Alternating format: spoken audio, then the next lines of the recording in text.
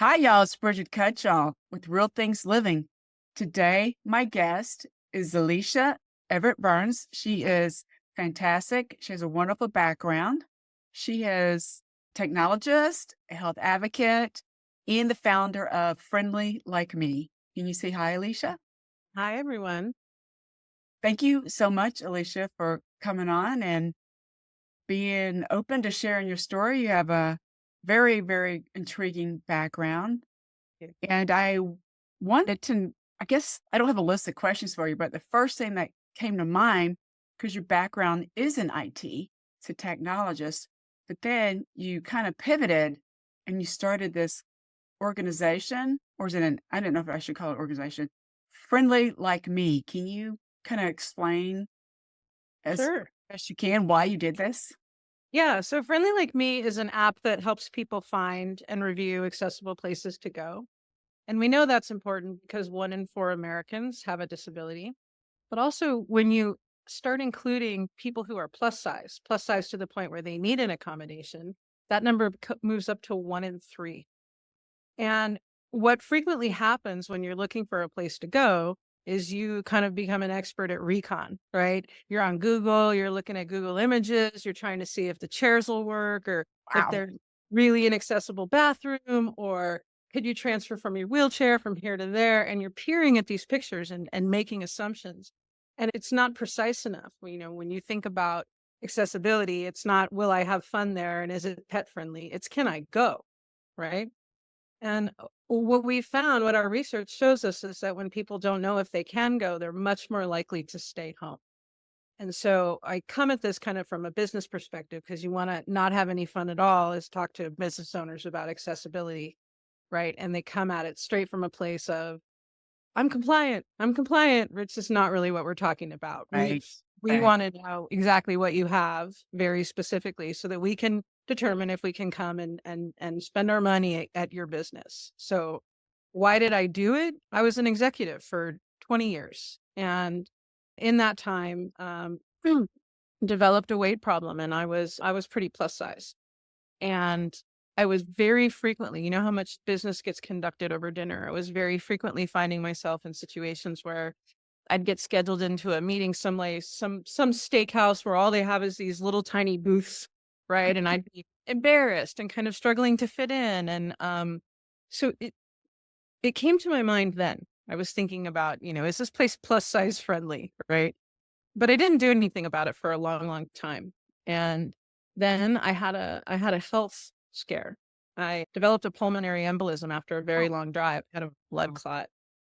And so my doctor figures it out. I was living in DC at the time, and she's calling over next door to George Washington Hospital to find out if they have a CT scanner that is what we call wide bore, which means made for people who are larger.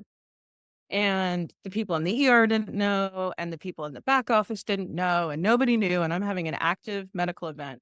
And we need to know if I'm going to go in an ambulance to a different hospital that does have that, or if we can just walk over to GW. We couldn't find any information. So we go over there and I'm standing in the lobby and here come, all these care workers and everyone's kind of looking me up and down and trying to decide if I'm going to be able to fit into the CT machine. This is it's super embarrassing for one thing, like the dinner category where you're just kind of humiliated and embarrassed. But now here I am, like I'm having an active medical event, not breathing very well. And we're still trying to decide, you know, what they're going to do. So it was really in that moment where I was like, I've been thinking about doing this for a really long time. I have the skill, I have the background, and now I'm really feeling the pain. And so my business partner and I, the other co-founder of Friendly, decided we've been making lawyers rich for a long time. And we did it really, really, really well. And we wanted to do something more righteous. And this, for me, was where it started. After we got started, it became very clear that plus size friendly was one of about 12 things that we needed to be looking at, right? Because accessibility needs, you're not just one thing. So you could be plus size, have a mobility device, and also be a little hard of hearing, right? People are so much more than just one thing. And so we started tracking all the accessibility amenities that we could think of very specifically so that when you go to a place, you're able to say, oh, They did have a menu in Braille. No, they did not. They did have booth tables that moved. No, they did not. And once you start getting it down to binary, this is, I guess, a long answer to your question, but when you start getting it down to binary yes, no, you can start to do really fun things with math that you can't do if you look at a Yelp review or a Google review. It's what does 3.5 stars mean for Vague, accessibility? vague. It's vague, right? You can get in. Can you get in? And then we started learning a lot because I was not a wheelchair expert, accessibility expert when we started. That you can have an accessible bathroom, for example, that's accessible to somebody with good upper body strength and a manual wheelchair. And the minute you see somebody with a more complex disability in a power chair, they can't make the turn to get into that tiny extra little bit bigger stall. They can't get in there. That's not an accessible bathroom for them. And so we started pushing down this path of accessible versus friendly and what that means. How can you be the most welcoming to the most amount of people? And I make an economic argument about that, that when people are staying home, they're not spending their money at your place. Neither are their friends and caretakers and families. Right. And so that's how we got started. Wow, as you were talking, it just made me think of the stress and that unexpected stress because you feel really bad. You aren't sure. You're anxious. Should I go? And that's not helpful at all. And that's going to keep you stuck a little bit, right? Keeps a lot And of people stuck. yes, you're stuck, and you certainly found a problem that needed to be addressed. You took a deeper approach based on you had a personal experience, which helped you figure it out. And you had mentioned, I don't have your issue, but I do. People don't know I have a hearing issue, and I have to be careful where I go, right? Right. And I get a little. I know. I'm just being honest with you. I get a little anxious about that. About am I going to hear properly? And I Well, hear, yeah, it's just so not different. just yeah, and it's not just you, and even as you must know about hearing loss, it's progressive and it very often starts with, "Wow, I can't make out the difference in voices." And you experience that in a restaurant, especially with all that ambient noise, Yeah, right? And so our users tell us, what they were looking for was an opportunity to check a box that said quiet enough for conversation in here, because that means a lot, right? And what I find is that when you think about your accessibility needs as a whole package, just like you, I need a place that's quiet enough for conversation. And if I'm bringing my mom, well, that list is completely different. And if I'm bringing yes, my friend who's neurodivergent, that's a whole different thing. And so we sort of travel in these groups. You think about an average tabletop at a restaurant is 3 to 4. If I'm going, who's coming with me, and can all of us go? right. I always choose places that has a booth if I'm in a because then it kind of there's less echo or whatever, Mm.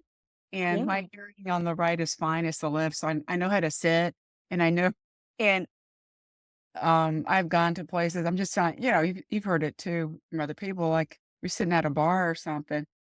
I am just smiling and nodding my head. I probably don't even know what you're saying, just because I'm trying to be polite. You try to be polite, and you can't explain it because it's.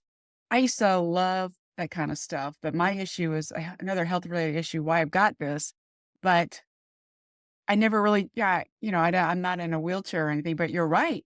If you're not in the strength to pull yourself up, I just couldn't imagine that as you get weaker because you're not able. There's just so many elements to what you're doing, and so you have this created this app, and so I guess you can. I haven't looked at it. You can go by city, or is that is that my understanding to So search? there are 30 million businesses in the United States, and we have in our app about 6 million based on where you can reasonably expect to be accommodated, right?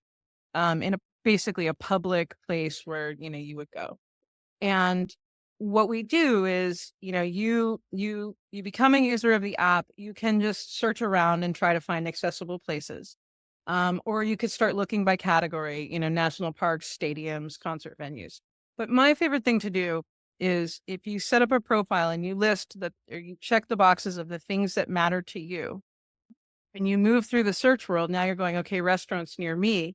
It's pulling up places that have those things that you want first, right? That you need. And it's also scoring places. There's how friendly is this place to the community? How friendly is it to people who are blind? And then how friendly is it to me specifically? So I can go in and see exactly the things. I mean, it might not be accessible for you, but it is for me. Great. Right? Or whomever most places can accommodate, a certain percentage of people. And so you get this like me score. That's why it's called friendly like me. I like that. I like In mine, yeah, and in mine, it's like I said, it's booth tables that move, comfortable seating. I love valet parking because I'm a little posh and quiet enough for conversation. Those are the ones that I choose. And of course, that's different in a healthcare setting than at the gym or different in a restaurant than in a hotel. Um, and so what you're reviewing is different based on where you are. You're totally reviewing different things in a hotel room than a place that you just yes. went. That's Um, so that's kind of the magic of it is that it's designed to be personal. I like that because that's how we all are different and we all have different, everything and what is important to us, and it's it's just you wanna get out and communicate. I think it's important for people to get out though, um, to have social interaction, but it needs to fit you, to be friendly, like you had mentioned that. So my other thought was, how are you collecting the data from, each of those places? Is it from the actual businesses? How do you c Well, we have 6 million businesses in the app. We do not have 6 million businesses reviewed. Oh, I So got I you got can sort and find and you can be the first person to I review, right? gotcha. But the way that we go after getting it is a business can claim their listing just like on Yelp, and that's what we really want people to do because you're going to get the most authoritative answer from the business owner themselves. And Yes. very often you'll see in there they'll claim it and they'll say, "Look, my parking lot is a disaster. I know I can't fix it. So here's what you do: park over here. Give me a call." They will make many business owners will make accommodations if you just give them the opportunity to do it and you can't tell from the pictures, right? You can't. Like I was doing, we did an accessibility guide for Denver Pride last year, and we were reviewing gay bars in and around, the parade route. And this is just an example about pictures because I found this incredibly renovated, all new construction, amazing looking bar. And I'm like, oh, this is great. It has this and this and this. And I get on the phone with the business owner, like we always do. And I found out that, yeah, that's a great main floor, but all the parties are downstairs and there's no elevator because it was built in the 20s. Right. Ah, right, they And, forgot that. Yes. right. And then conversely, I'm looking at pictures and I see this nightclub and I'm like, there's no way somebody could maneuver in there. And I get the business owner on the phone and they're like, actually, we have a whole plan for that. Here's what we do. Right. We take them right up, we put them right in front of the stage. We clear out, this pathway. We make sure that they can get to the restroom. That's what that's what we want to give business owners the opportunity to do is say, I'm thinking about you. And for you to have a way to check that and say, oh, look, they were thinking about me. That makes me you're helping the businesses too. You're giving them some good feedback, very, constructive feedback. Is that the right word? And then they can help bring in more clients, and then the clients that need help or they need a friendly place, they're creating that friendlier place for everybody. I like that. Yeah. And accessibility is one of those topics that makes business owners so nervous because most of the time when people interact with them about it, it's, are you compliant? And you're going to Yeah. get, and this costs a whole lot of money. And when actually it doesn't have to, it's so much more about being aware and then on some level publicizing your accessibility. And that's what I'm very often telling them is I'm not here to talk to you about the law. I'm here to help you make more money. It's also sharing or providing empathy, right? For the business Yeah. owners to have empathy for people who need more accessibility, and that will help them bring in more clients. And then you want them to have a good experience once they're there, and then they'll give a good review or they'll come back, right? Right.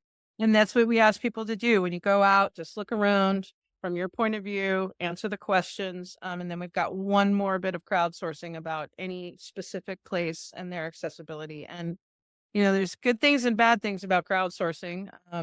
It's slower than I would like. So, as it Right. turns out, so we do an awful lot of research on our own. We'll pick a topic like, all right, every concert venue, and we'll go after the concert venues or something like that. Otherwise, it would take forever to get there. I mean, Yelp has, I mean, they had $30 million when they started to hire salespeople and hire people to go and evaluate places. And, we don't have that.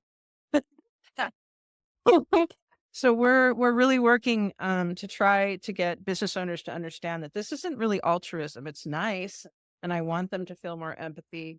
I want them to know that this comes right back to you when you do it in terms of customers, and also like what you said about empathy. Most of the time, it's not that they won't or don't want to; it's that they don't know. And once you see it, you can't Yes. unsee it. A lot of the people that I talk to come back and tell me, "You know what? I found this place and it's not friendly at all." And I'm always laughing because, you wouldn't have known that before. Right.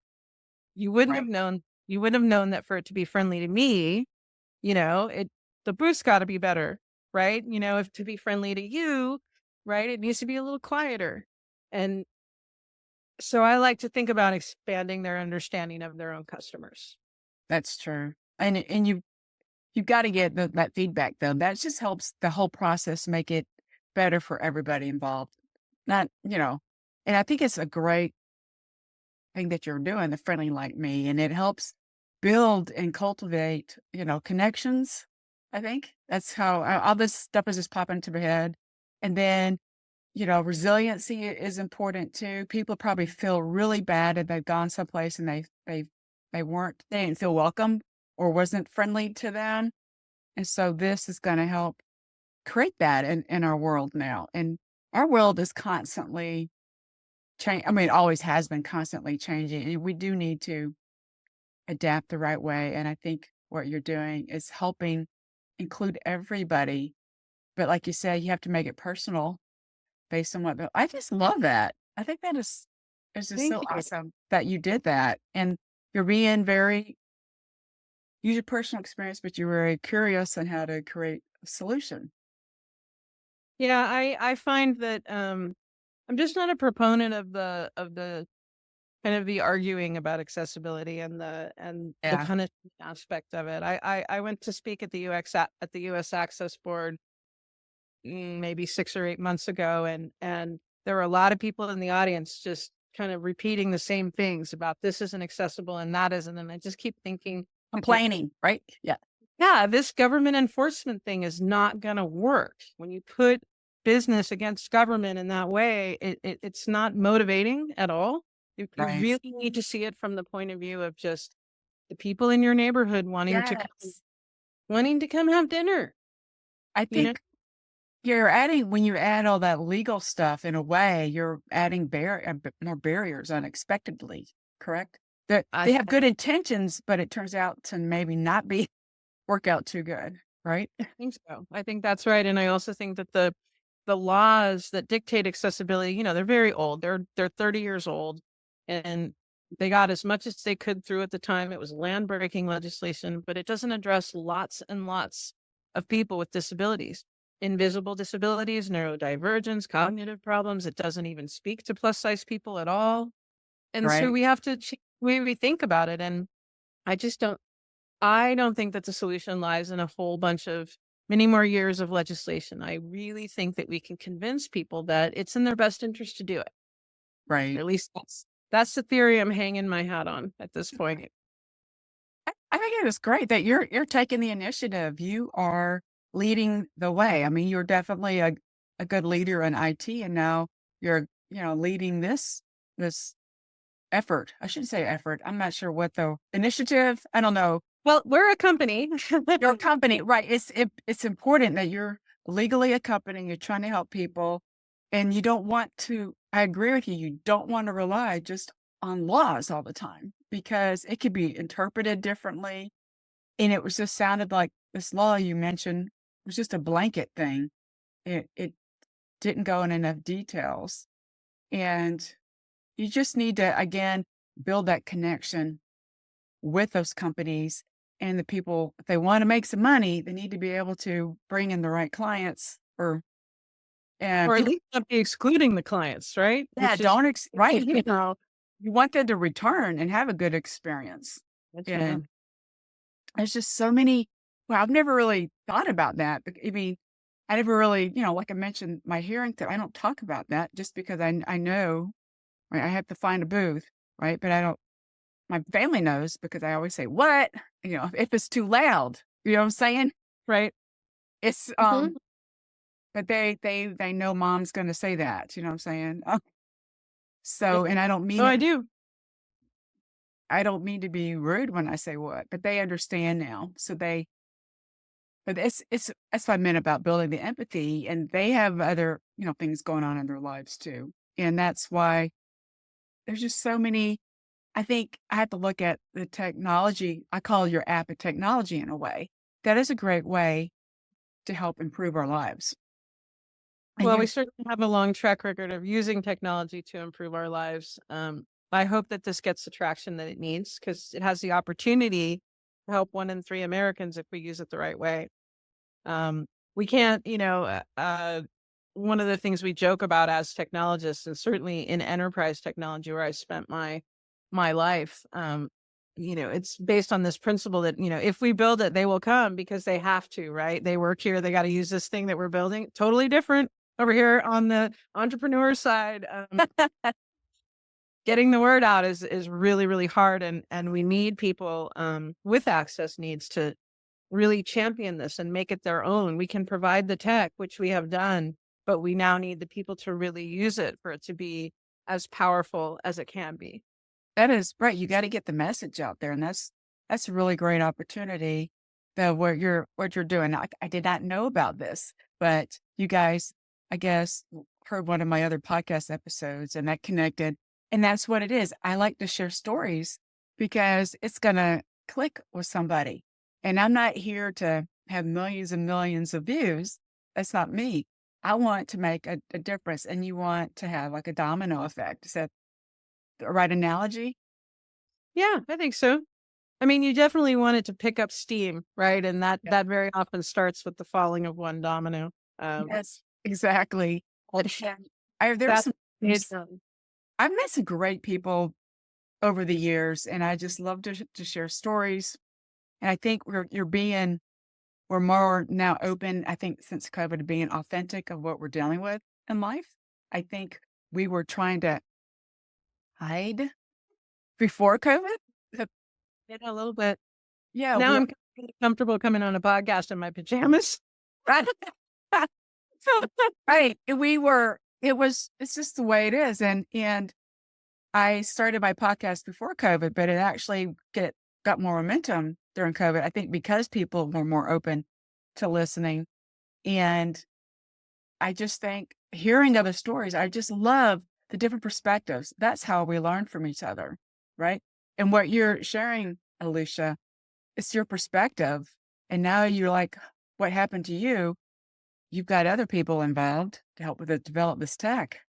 I think it's I think it's very, wonderful and brave of you, and I want everybody to check this out. So do you, I guess one last thing, I'm just talking about I'm sure it's exhausting too, right? Doing all this constant stuff. But that's how life, but you have to be focused.